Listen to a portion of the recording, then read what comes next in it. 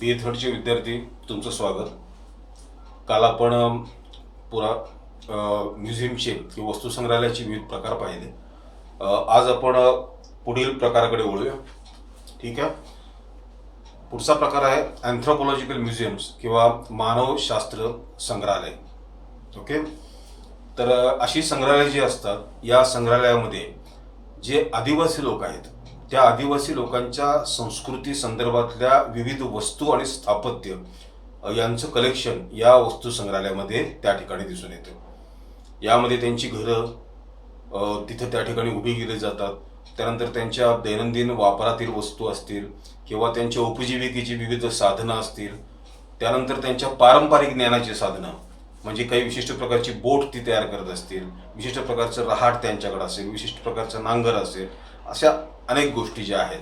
तर अशी साधनं, त्यानंतर त्यांचे कला प्रकार, खेळाची साधनं, त्यांचा उत्सव आणि त्या उत्सवातील वेगवेगळ्या वस्तू असतील. त्यानंतर त्यांची देवकं, त्यांची मुखोटे वगैरे, शस्त्रास्त्र. तर अशा वस्तूंचं कलेक्शन यामध्ये असतं. तर बेसिकली आदिवासी संस्कृती आणि आदिवासींचं विश्व याचा परिचय आपल्याला व्हावा यासाठी ही संग्रहालय असतात. ही कसं आहेत की ही कुठली परग्रहावरची नाहीत किंवा आपण कुठल्या परग्रहावरची नाहीत. आपण एकाच देशातली, एकाच पृथ्वीवरती राहणारी माणसं आहोत. त्यामुळे एकमेकांना आपण समजून घेतलं पाहिजे, तरच एक प्रकारची राष्ट्रीय एकात्मता याच्यातून निर्माण होईल. बरोबर आहे. त्यामुळे ही आदिवासी संस्कृती समजून घेणं खूप गरजेचं असतं. एक सुंदर उदाहरण आहे, भोपाळमध्ये इंदिरा गांधी राष्ट्रीय मानव संग्रहालय आहे, अँथ्रोपॉलॉजिकल म्युझियम आहे. याला ट्रायबल म्युझियम असे म्हणतात. आणि या म्युझियममध्ये भारतातील विविध आदिवासींची अशी म्हणजे एक प्रकारची डोंगराच्या टेकडीला आहे आणि त्या टेकडीमध्ये अशी वेगवेगळ्या आदिवासींची घरं आहेत तशीच उभी केलेली आहेत. ती तुम्ही अगदी आतून जाऊन फिरून वगैरे बघू शकता. आणि हे आउटडोअरला तसंच एक इंडोर म्युझियम सुद्धा आहे. आणि तिथं पण वेगवेगळ्या गॅलरीज ज्या आहेत किंवा वेगवेगळी दालनं जी आहेत ती भारतातील वेगवेगळ्या आदिवासींना डेडिकेट केलेली आहेत. आणि तिथं त्यांच्या वस्तू आणि मग त्यांचे फोटोग्राफ्स वगैरे या ठिकाणी आपल्याला दिसतात. हे खूप सुंदर वस्तू संग्रहालय हे त्या ठिकाणी आहे. त्याशिवाय पुण्यामध्ये पुन्हा पुणे विद्यापीठामध्ये एक अँथ्रोपॉलॉजिकल म्युझियम आहे.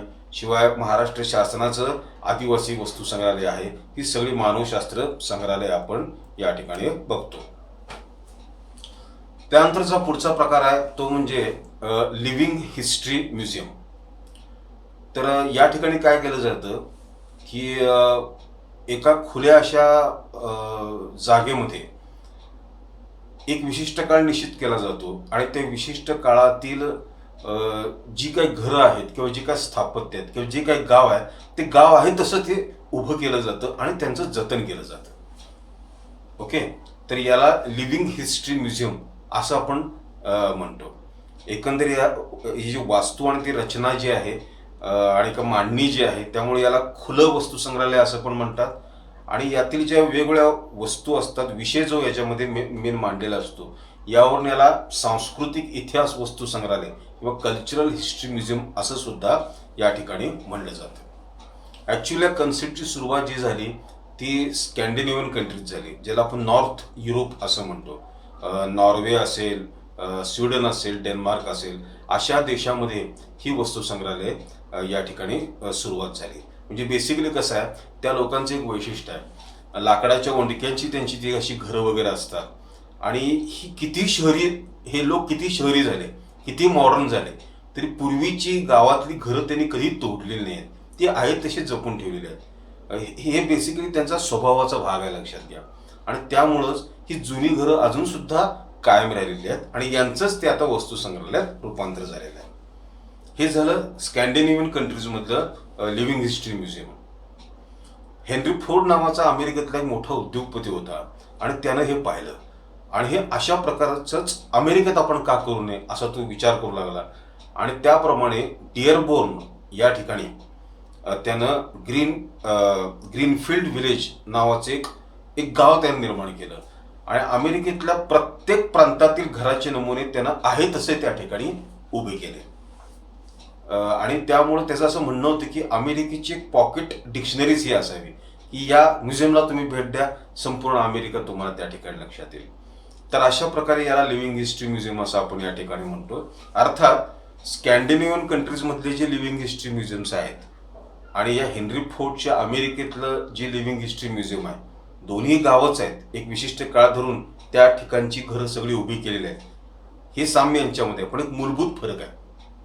स्कॅन्डिनेव्हियन कंट्रीजमधले म्युझियम्स यामध्ये फक्त घरं असतात, घरं आहेत.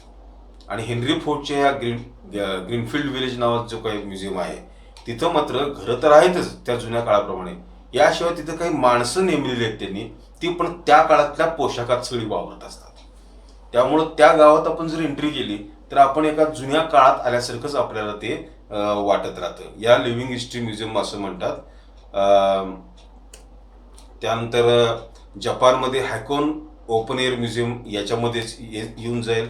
त्यानंतर इंग्लंडमधलं ब्लॅक कंट्री म्युझियम जे आहे, कल्चरल हिस्ट्री म्युझियम, ते असंच होत जाईल. त्याचप्रमाणे रोमानियामध्ये बुखारेस्ट हे आहे, तिथेही विलेज म्युझियम चांगलं आहे.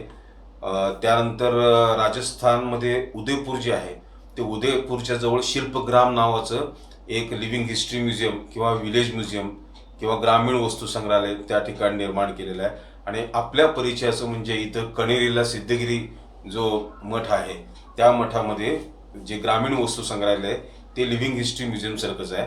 तिथंही एक विशिष्ट काळ असा एक फ्रीज्ड असा केलेला आहे, गोठून ठेवलेला आहे.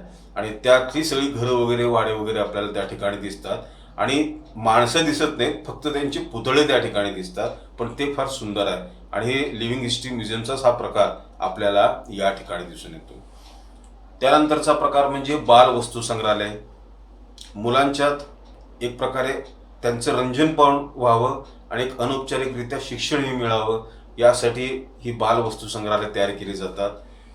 या वस्तू संग्रहालयाचं एक महत्त्वाचं वैशिष्ट्य असतं ते म्हणजे मुलांना यातील वस्तू हाताळायला दिल्या जातात. याला हँड्स ऑन अप्रोच असं आपण म्हणतो. त्यामुळंच ते हाताळून ते शिकू शकतात. 1899 अमेरिकेतल्या न्यूयॉर्क जवळ ब्रुकलिनमध्ये ब्रुकलिन चिल्ड्रन म्युझियम हे पहिलं म्युझियम स्थापन झालं. त्यानंतर 1962 असोसिएशन ऑफ चिल्ड्रन म्युझियम नावाची एक संस्था स्थापन केली आणि त्या निर्देशानुसार सगळीकडे बाल वस्तू संग्रहालय निर्माण झाली. आपल्याकडे दिल्ली या ठिकाणी बाल भवन नावाचं जे वस्तू संग्रहालय आहे ते बाल वस्तू संग्रहालय आहे. त्यानंतर मग पुढचा महत्वाचा प्रकार जो आहे याला बहुविध उपयोगी संग्रहालय असं आपण म्हणतोय किंवा युनिव्हर्सल म्युझियम्स असं म्हणतो. सर्वसाधारणतः आपण अशाच पद्धतीचे म्युझियम्स बघत असतो. ठीक आहे. मग अगदी कोल्हापुरातलं टाउन हॉल म्युझियम घ्या किंवा न्यू पॅलेस म्युझियम घ्या, किंवा भारतामध्ये 4 राष्ट्रीय वस्तू संग्रहालय आहेत. ठीक आहे.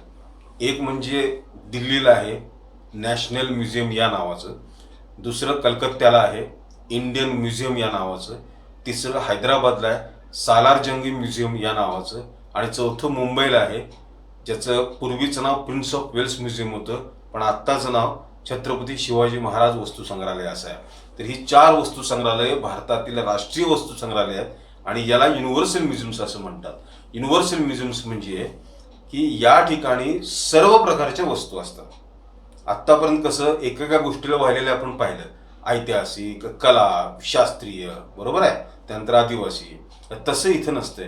तर इथं सर्वच प्रकारच्या वस्तू असतात.